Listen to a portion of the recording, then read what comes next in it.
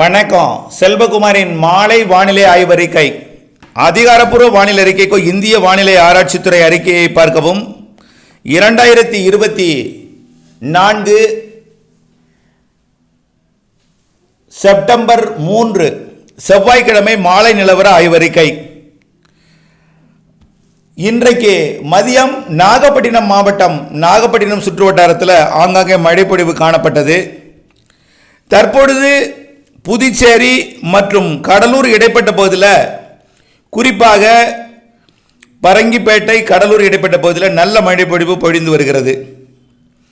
அதே போல மயிலாடுதுறை மாவட்டம் மயிலாடுதுறையிலிருந்து கடலோர பகுதி திருக்கடையூர் அப்படியே திருவெண்காடு இடைப்பட்ட பகுதியில் நல்ல மழைப்பொழிவு கொடுத்து வருகிறது.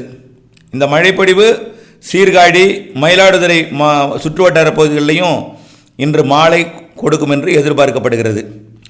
மேலும் பார்த்தீங்கன்னா புதுக்கோட்டை மாவட்டத்தில் ஆங்காங்கே மழைப்பொழிவு தொடங்கி இருக்கிறது. அறந்தாங்கி ஆவுடையார் கோவில் போன்ற பகுதிகளில்.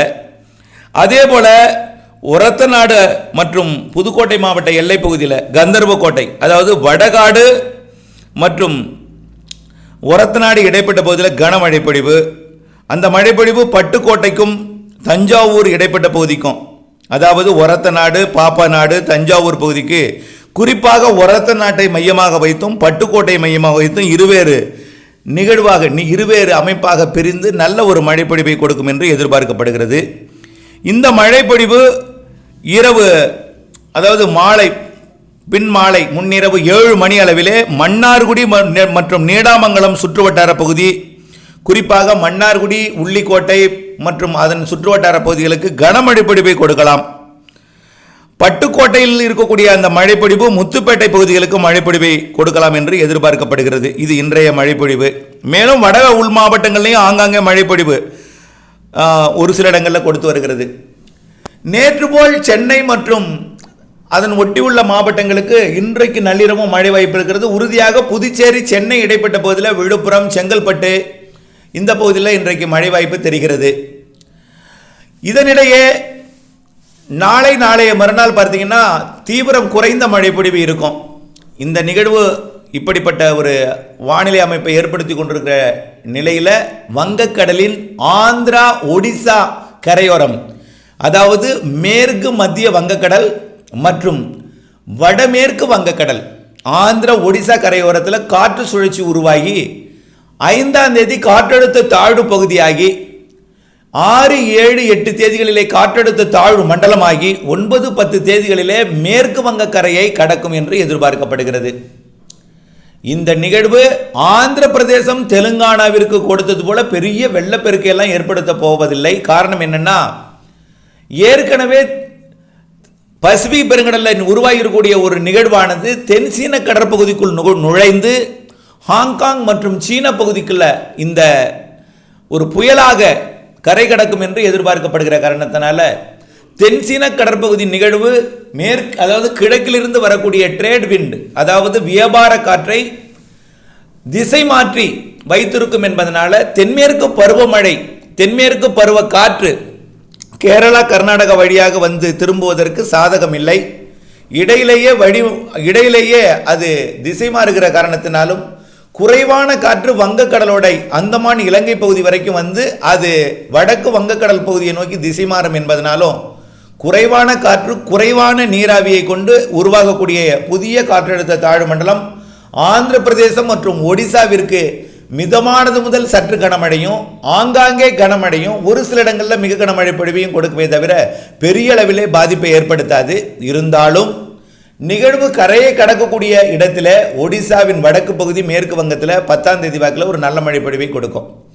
இந்த நிகழ்வு உருவாகுவதற்கு சில நாட்கள் முன்பு, அதாவது காற்றழுத்த தாழ்வு மண்டலமாக உருவாவதற்கு சில நாட்கள் முன்பு, அதாவது 6ஆம் தேதி 7ஆம் தேதி இந்த நிகழ்வு ஒரு பரந்த வடிவில் இருக்கும் என்பதனால இரு காற்று இணைவை தமிழ்நாட்டின் வடகடலோர பகுதிகளில் இணைக்கும் என்று எதிர்பார்க்கப்படுகிற காரணத்தினால 6ஆம் தேதி அதிகாலை 7ஆம் தேதி அதிகாலையில் சென்னை திருவள்ளூர் செங்கல்பட்டு கடலோர பகுதிகளிலையும் மற்றும் காஞ்சிபுரம் மாவட்டத்தின் கிழக்கு பகுதியிலையும் ஆங்காங்கே மழை அதிகாலை நேரத்தில் லேசான மிதமான மழை பொழிவை கொடுக்கும்.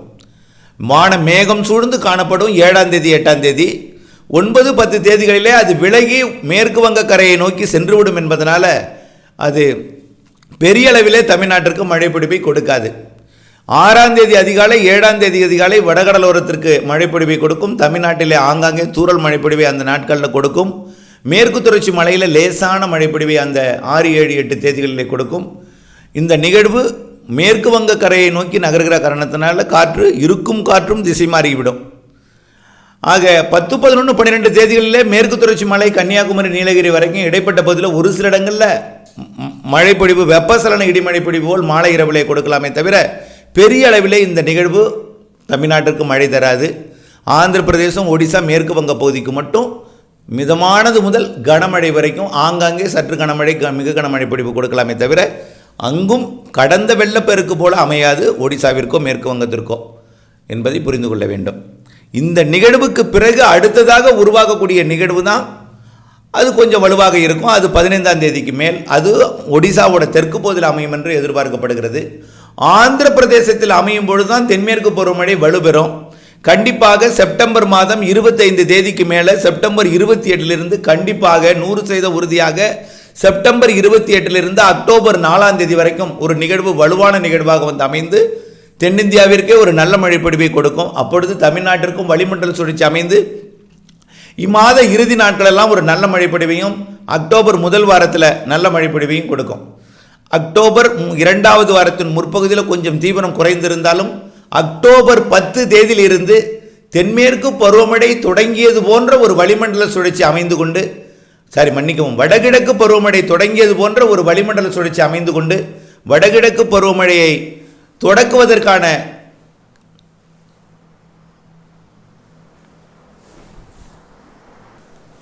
அது வளிமண்டல சுழற்சியாக அமையும்.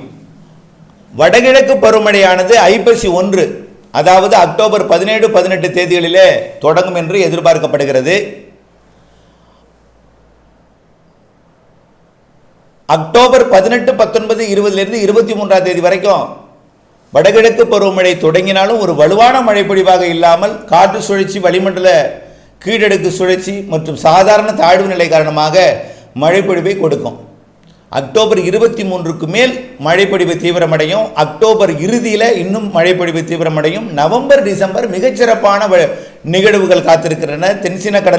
தென்சீன கடற்பகுதியெல்லாம் வலுவான நிகழ்வை கொடுப்பதற்கு சாதகமான வெப்பநிலை லானினா அமைப்பு உருவாகிறது.